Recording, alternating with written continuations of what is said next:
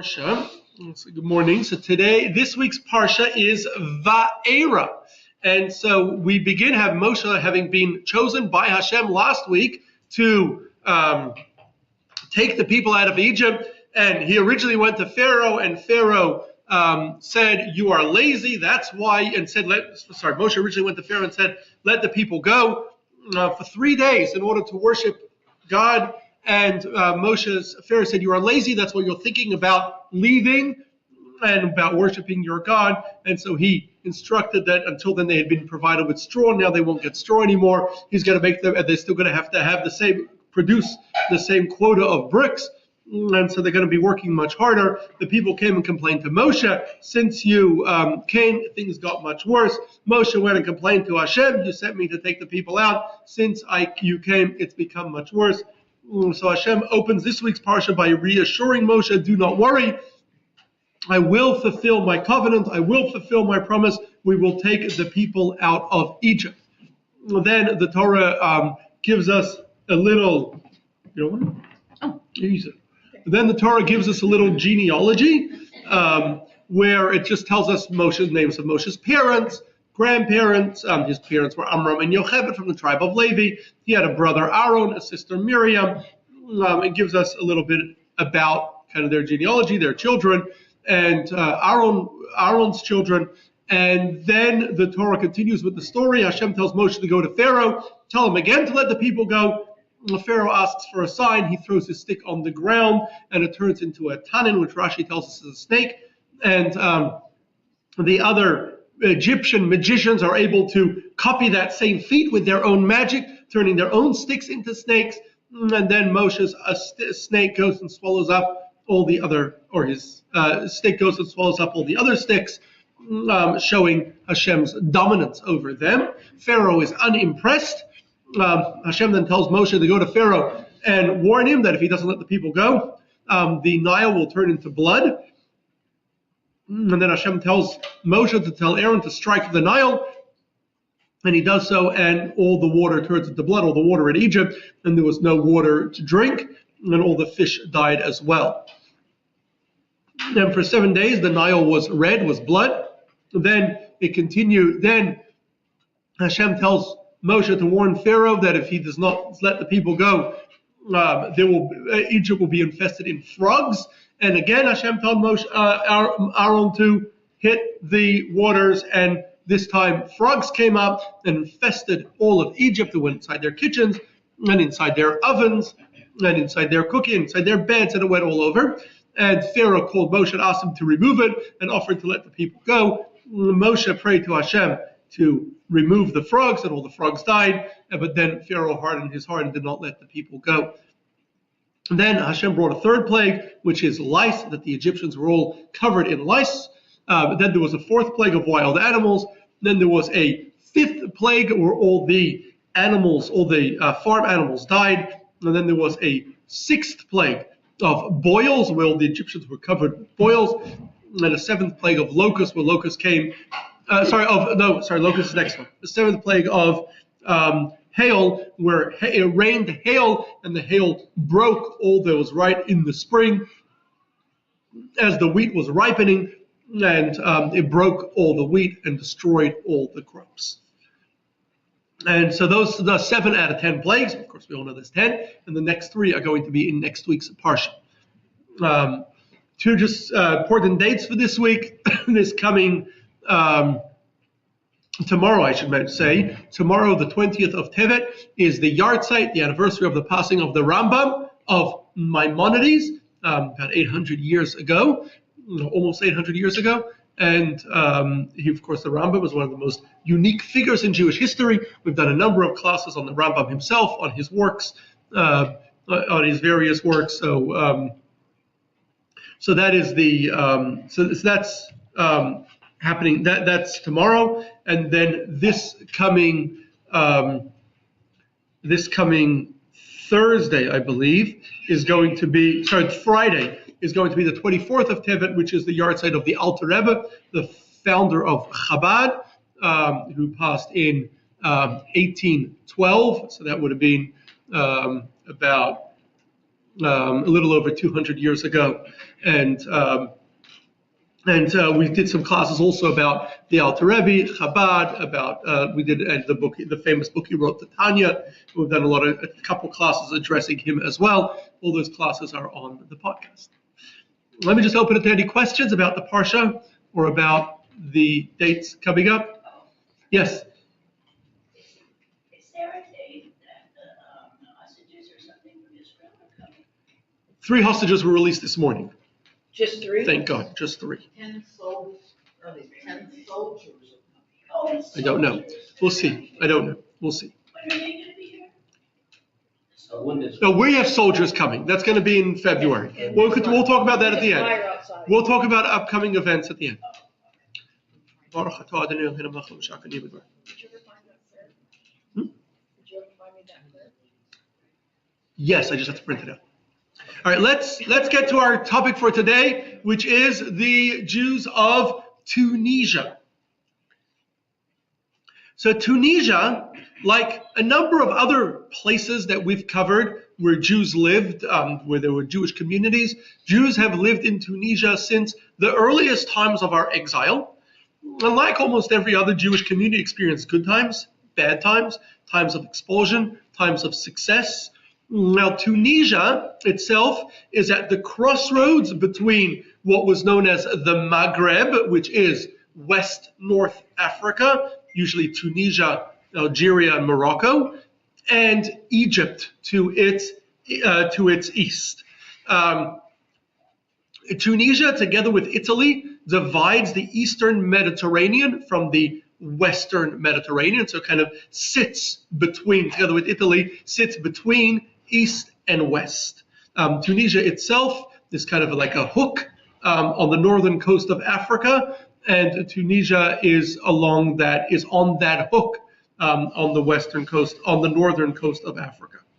And so as a result, it's also, after Morocco, the closest African land to Europe. It's just over 200 miles from Tunisia to Sicily. And so because of that, it was always close to Europe as well. And as a result, the Jewish community there is strongly influenced by Egypt to its east, by Morocco to its west, by Italy to its north, and it has a lot of influences from other nearby places. And so Tunisia is the home of the ancient Phoenician state of Carthage, famous for its many wars with the Romans, known as the Punic Wars. According to some traditions, Jews go back to the early days of Carthage. And there's at least one tradition that says that King Solomon already sent traders to Tunisia.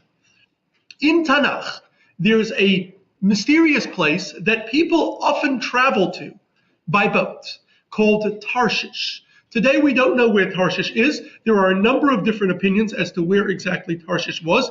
It was certainly somewhere in the Mediterranean, but some believe that Tarshish was Tunisia. The most notable traveler to Tarshish, who didn't make it there, was Jonah. Jonah, when he fled from Hashem, he went on a ship going to Tarshish, but he got stuck on the way and ended up in the water.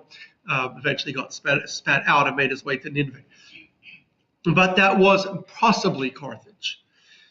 So the first known Jewish community that they had was already in Roman times. And in Roman times, Jews generally spread throughout the Roman Empire. Josephus mentions Jewish slaves of war from the war that led to the first war with the Romans that were taken to Carthage, among other places. The earliest recorded communities we have from Tunisia is from already the 2nd century. We found tombstones, we found records going back that far of Jews living in what then was Roman Carthage. Now, we know there was a sizable Jewish community there in Roman times, as there was in every major Roman center in the Roman Empire. Carthage was a major city, a major port in the Roman Empire, and so therefore it had a sizable Jewish community. Now, when Rome adopted Christianity in 312, the Christians throughout the Roman Empire made anti-Jewish laws, including in Carthage, and there were many anti-Jewish laws which made it much harder for Jews to live, for Jews to work, limiting where they could go, what they could do. And it was slowly over time, there were many anti-Jewish rules made. A little more than a century later, in 440, the Vandals, who were a Germanic tribe that had gone through Spain and had come to Morocco and had a kingdom in Morocco, they captured Carthage in 440. And soon Carthage, which in Roman times was the largest North African port after Alexandria, Carthage became the capital of the Vandal kingdom. And from Carthage, they launched their raids on Italy, eventually sacking Rome in 455. And according to reports, they took many treasures from the temple that were in Rome from the destruction of the temple, and they took it back with them to Carthage. So maybe the temple treasures are hiding somewhere in Tunisia. We don't know. We never found them. Now, the Vandals were Christian. They were kind of from the Roman Empire, so they were Christian, but they were Arian Christians, which was a kind of Christianity that were monotheist, believed in only one God, and they treated Jews generally much better than the Roman Christians, than the Catholics or Orthodox Christians. And so Jews under Vandal rule were had a pretty good and were allowed to freely practice Judaism and were given freedoms. This lasted for almost 100 years until the Byzantines, in the days of Justinian, defeated the Vandals in 535. And it appears that with the Byzantine rule, they forced all Jews to either flee or convert to Judaism, as happened in other places conquered by Justinian. And as a result, that seems to have been the end of the Roman Jewish community in Carthage. We know that many Jews fled to the Berber tribes living in the desert. So Tunisia is kind of along the Mediterranean is to its east, and to the west and south is desert. And so many Jews fled to Berber tribes living in the desert and lived in the desert, creating apparently some even Jewish tribes. It's not clear if they were tribes that were originally Jews or Berbers that converted to Judaism, living in the desert during this period. This lasted for about another 100 years until in 640, the Muslims captured Egypt. And then about 3 decades later, and they were building their caliphate, the early 600s, about 3 decades later, they began their conquest of North Africa from about 670 to 700. And early on in their conquest, they captured Carthage, what had been a Byzantine from the Byzantines, and it became now part of the caliphate. The Jews were able to freely live in Tunisia, and they did so throughout the period of the Muslim caliphate. It appears that at this time, many Jews that had been living in the desert, with the Berber tribes, were returned to the developed areas of Tunisia. Tunisia, by the way, is one of the only areas in North Africa that is very fertile. It is full of lakes and fresh lakes, and it's very fertile. The only other places are the Nile Delta, Egypt, and Morocco. The rest of North Africa is all desert, all along the coast. And so Tunisia was always, that's why it was always such a big developed place since ancient times. So many Jews that apparently were living in the desert returned to Tunisia. At the same time, this was a time when Jews living in Babylon at the time, we spoke about this in our class on the Jews of Babylon, and in our class when we spoke about the Jews of Spain and the Jews of Egypt. During this period, at the beginning of the Caliphate, and as the Caliphate expanded, in late 600s, early 700s, many Jews from Babylon began, especially as Jews who had been farmers in Babylon, were thrown off the land in the 8th century. Many Jews moved to trade and spread out throughout the Caliphate, throughout the Muslim empire, and settled in various different places. And so Jews among those places settled in Tunisia as well. In 800, so we're moving forward in time pretty quickly, but in 800, Ibrahim al-Aghlab became the emir, or the governor of the province of Ifriqiya, which was a province in the Caliphate, which covered much of central North Africa and centered around Tunisia. So historically, there wasn't really much between Egypt, Tunisia, and Morocco were the three kind of civilized places in North Africa. And then there were maybe small towns. There were desert tribes, nomadic tribes that lived in the deserts, moving from oasis to oasis. And then there were small towns along the coast. But that really, it wasn't really densely inhabited in between. And that really only changed in modern times. So Tunisia was the center of this province of Afriqiya, and Al-Aghlab became the emir, became the governor. At this point, by the 800s, the caliphate, which was huge, it stretched all the way from Spain to India.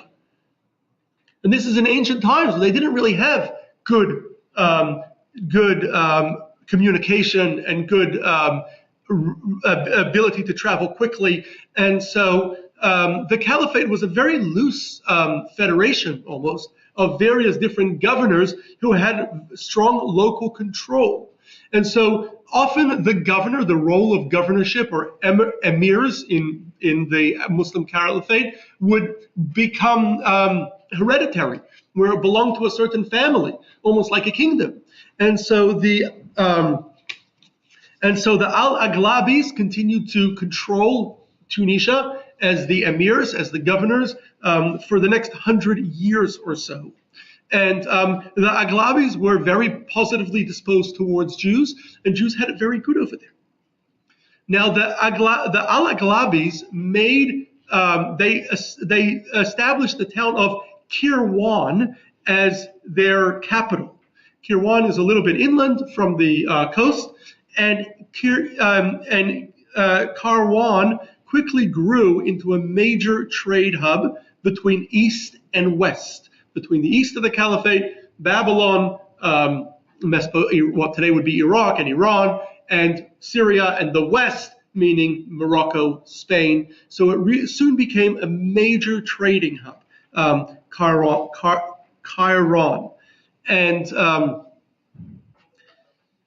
And they also established the Al-Aghlabis were very into the sciences, were very into scholarship. They established a major university in Kairon, and it soon became the intellectual center of the caliphate.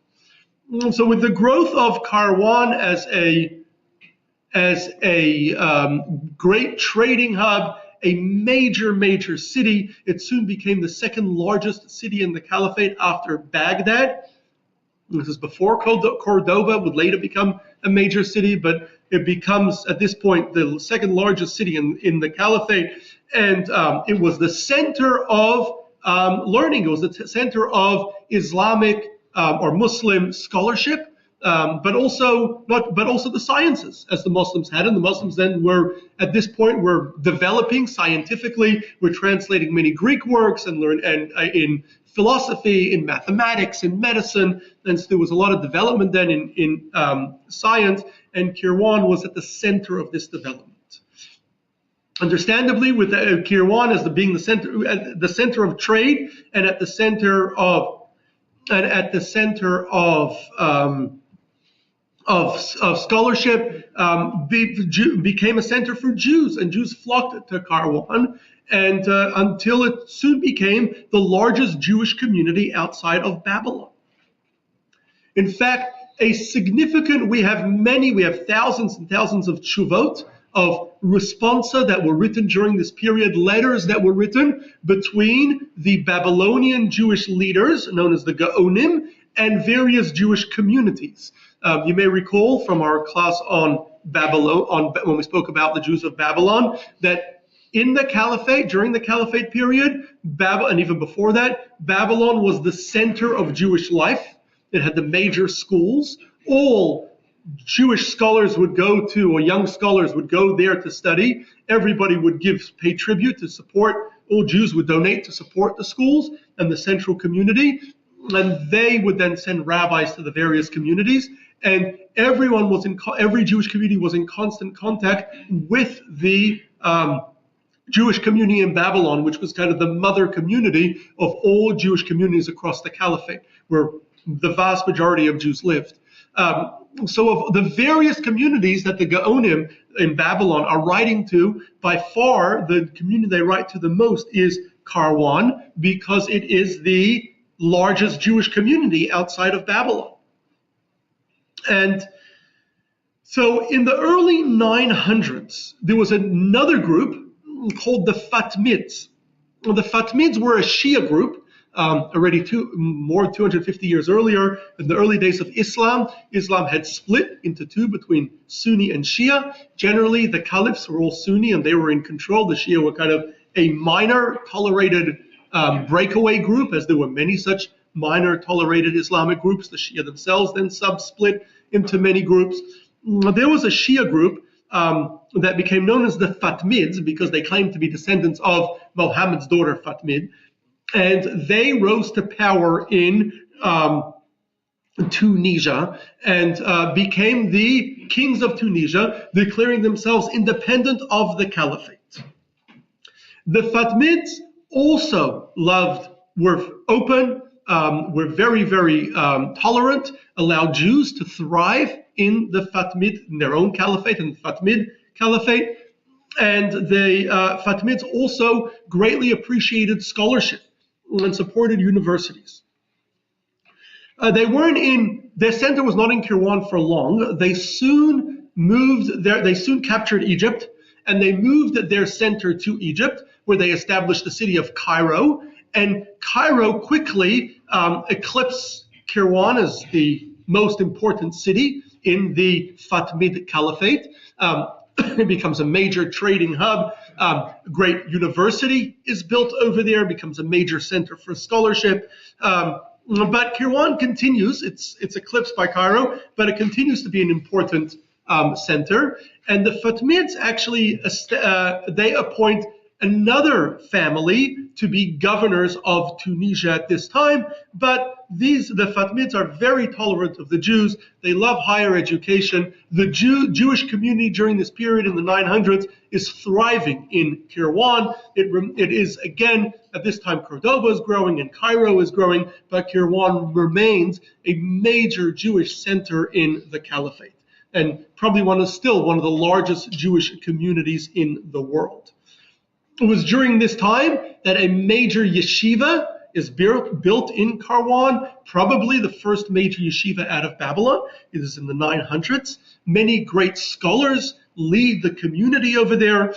The most notable scholars from this period is Rabbeinu Hushiel, who established the yeshiva in the 900s.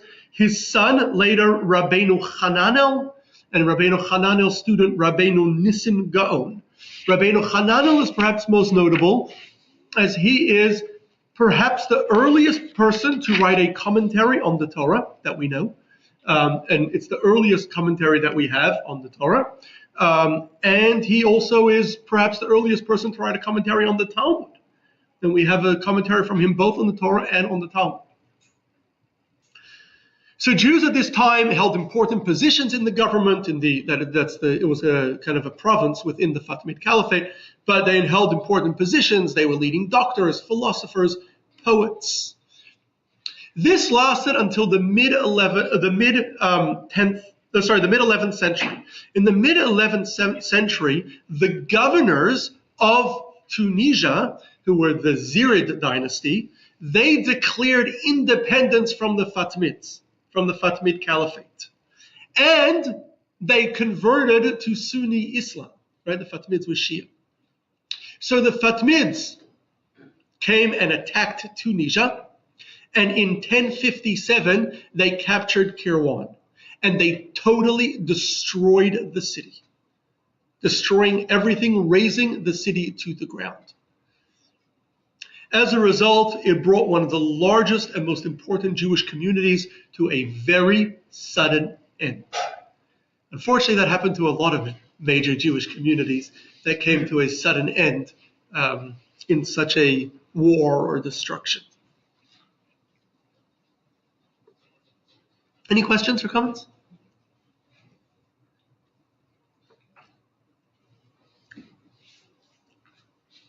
So with the destruction of Kairouan, which held the major Jewish community, it appears that most Jews were killed or fled. There was a community that remained in the various towns and cities around Tunisia. And they were now under Fatimid rule, and they were tolerated because Fatimid rule was pretty tolerant of Jews. But the community, as a result, was a fraction of its former size.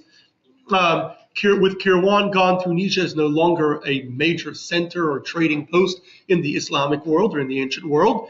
And Tunisia would never rise to the same importance again.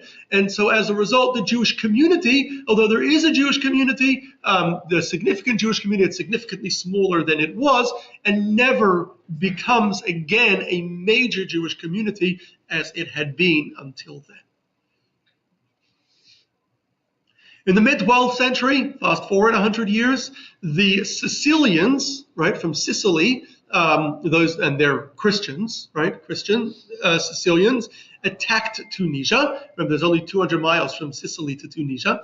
So they attacked Tunisia, and now the Jews find themselves under Christian rule. Christian rule generally for Jews was a lot worse than Muslim rule until this period. But then in 1160, the Almohads from Morocco defeated the Sicilians. And you may remember when we spoke about the Jews of Morocco, when we spoke about the Jews of Spain, we then spent some time talking about the Almohads. The Almohads, while generally Jews fared okay in Muslim lands, they didn't fare great. They didn't have real freedoms. They were second-class citizens, and they had to pay special Jew taxes. But they fared okay. They were treated much better than they were in Christian lands, which had all sorts of anti-Jewish rules and regular pogroms. In Muslim lands, that was generally less common. However, in the mid-1200s, in Morocco, there was this radical group called Almohads that rose to power in Morocco, and they believed that Muhammad had only allowed Christians and Jews to live in Islamic lands for 500 years. But once those 500 years were up, which they were up in the early 1100s, then no longer all Christians and Jews had to convert. And so they required all Jews, and they destroyed the Jewish community in Morocco, which was a sizable community until then, requiring all Jews to either convert or flee. It appears they allowed some what they thought were valuable Jews to remain, but generally Jews had to flee or convert. And then they spread eventually to much of North Africa, to Spain, and so in 1160 they arrived in Tunisia. They captured Tunisia. When they captured Tunisia, they forced all Jews and Christians to either convert or die. And that effectively brought an end to the Jewish community once again in Tunisia, as it did to really the Jewish community of all of North Africa, going all the way down to Morocco, as well as the Jewish community in southern Spain, which was captured by the Almohads, which Cordoba, that major Jewish community that also now comes to a sudden end, all destroyed. Maimonides was famous that he was a young man at the time in Cordoba and was forced to flee Cordoba, and all that comes to a sudden end when the Almohads come to power and force all Jews to either convert, die, or flee. Yes? All those Jews were Sephardic? Sephardic means Spanish, Spain, right? These Jews were not from Spain. These were Tunisian Jews. They had mostly, some of them had been there always since Roman times, and most of them were Babylonians that had moved with the Caliphate, as were most Spanish Jews, and as were most Moroccan Jews and most Egyptian Jews.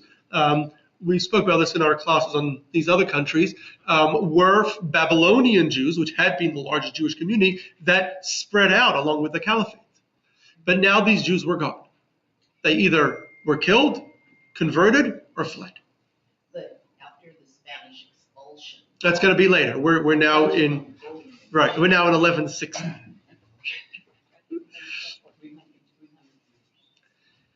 So the Almohads were finally defeated from Tunisia, at least, in 1236. Once again, Jews were able to live freely as Jews in Tunisia. And it appears, and slowly they were defeated from all of North Africa. It appears that many Jews who had converted to Islam, some 78 years earlier, were now able to go back to Jewish practice and re-embraced Judaism. Other Jews moved from Egypt, from Spain, but the Tunisian Jewish community remained fairly small. And this is because while Jews now in Tunisia were tolerated, unlike throughout most of the Islamic world in the 13th century, Jews were heavily persecuted. Jews in Tunisia had to wear a yellow patch on their clothing, something that would later come to Europe at a later stage. But Tunisia was the first place to enact this. They also banned Jews initially from living in the city of Tunis. And they only allowed them to come in and stay in one building that was kind of the Jewish hostel called the Fundak. And they were only allowed to stay in that one building if they came for trade. And once it was full, nobody else could come in. And otherwise, they had to live in the outskirts. Later, at a later stage, they did allow Jews to settle in Tunis, but they had to live in a walled ghetto. They had to live in a Jewish area that was walled, and they were not allowed out at night. That was called the Hira.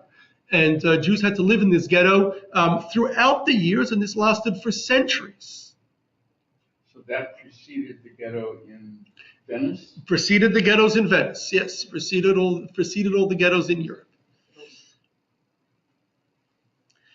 So, and then following a French invasion in 1257, French crusade, Kairouan, and they were defeated, but Kairouan was then declared a holy city. It's still considered a holy city in Islam, and Jews were banned from entering Kairouan at all.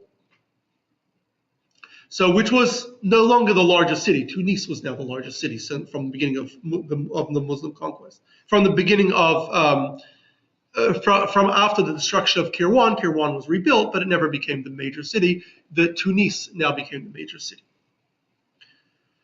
When Jews fled Spain after the pogroms in 1391, Jews fled Christian Spain. We did our class on Spain. We spoke about how the Jews lived okay under Christian Spain, not great, but they were tolerated with a lot of rules against them. But they thrived in Christian Spain until 1391, when pogroms swept across Spain and many Jews were killed, and as a result, many Jews fled. Most of the Jews who fled in 1391 fled to North Africa. They fled mostly to Morocco, some to Algiers. Morocco was much more densely inhabited at the time than Algiers. But very few came to Tunisia because the Jews in Tunisia were heavily persecuted. And they didn't want to go to a place like Tunisia where Jews were not treated very well. Later in 1492, when Jews were expelled from Spain, and later, a few years later, from Portugal, well, Jews in very large numbers fled to North Africa. Probably the largest group went to North Africa, to Morocco, Algiers, and other large groups went to the Ottoman Empire that had just been created, that invited Jews in, and to the various Italian states. However, and eventually as the Ottoman Empire would spread, Jews would travel with the Ottoman Empire, taking over the communities in the Sephardic Jews, that is, would travel with the Ottoman Empire to the Levant, to Egypt, to Iraq, and these communities would become dominated by, in all these places, would become dominated by Sephardim. That didn't happen in Tunisia, because in Tunisia, Jews were persecuted. And so most Sephardic Jews did not go, although some seem to have gone, Sephardic Jews did not go in large numbers to Tunisia for that reason. So the community remained very much the ancient community that had been there since what had been left from before the destruction of Kirwan, the remainder, or Jews that had come back. And again, this was a Jewish community that had been there in some numbers since ancient times, but primarily that had grown in the 8th and 9th centuries from Jews coming from Iraq, Iraqi Jews.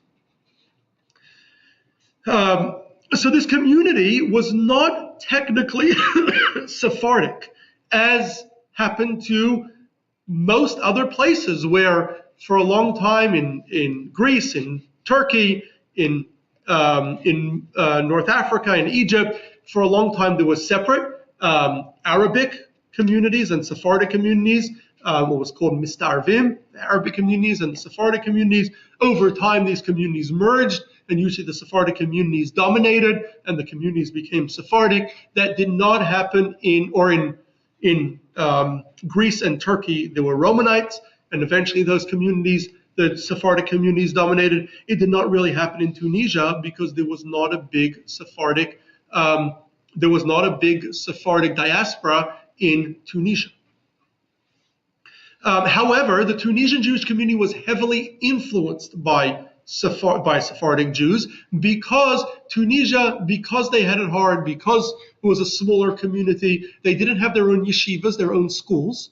Their young, promising scholars would go to schools in Morocco, in Egypt, in Turkey, and they brought in rabbis from other Sephardic communities. So their rabbis were Sephardic, and this is something that we find in many places throughout Jewish history, that as they bring in rabbis, we spoke about this when we spoke about the Iranian Jewish community. You may remember that the Iranian Jews, although not technically Sephardic, were heavily influenced by Sephardic Jews because they were bringing in their Sephardic rabbis from Iraq,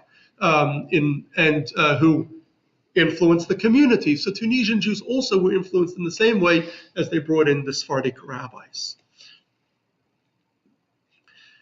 In 1574, the Ottomans, in their conquest of North Africa, captured Tunisia. However, it was far from the center of the Ottoman Empire. The Ottoman Empire itself was a very loose empire, and the local governors had a lot of freedoms, jurisdiction, what they do. And so the Jews were ruled by the Beys, which was the name for the governors in Tunisia. It was various dynasties. It was a dynastic governorship again. They were technically under Turkish authority, but while the Turkish authority meant they had to pay taxes and station Ottoman garrisons. But other than that, the Beys essentially controlled their own affairs. If things got really bad, the community always had the option of complaining to the Ottoman government.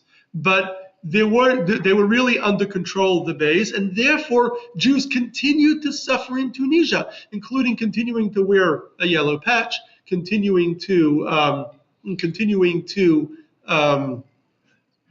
live in a ghetto, as they had for all the years before that.